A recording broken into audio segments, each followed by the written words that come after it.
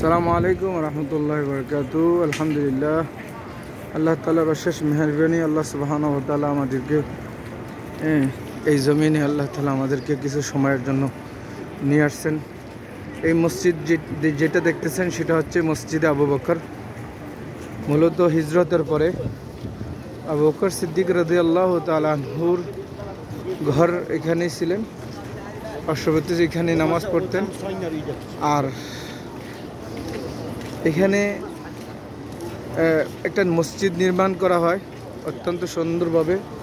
পার্শ্ববর্তীতে যেরকম গামামা আপনারা দেখছেন, এরকম মসজিদে আবু বকর এরকমভাবে সুন্দর করে এখানে নির্মাণ করা হয়।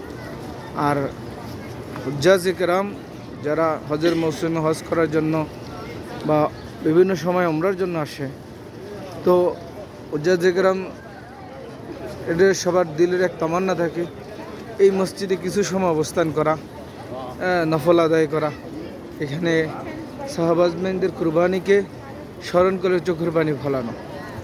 তো আসলেই এখানে গার্ডও রয়েছে, দুনো মসজিদেই গার্ড রয়েছে, তারা সবসময় এখানে অবস্থান করেন। আর যত দেশ থেকেই আসুক তারা আইসা এখানে চেষ্টা করে যে এখানে আইসা কিছু নফল আদায় করে এবং দোয়া কান্নাকাটি করে।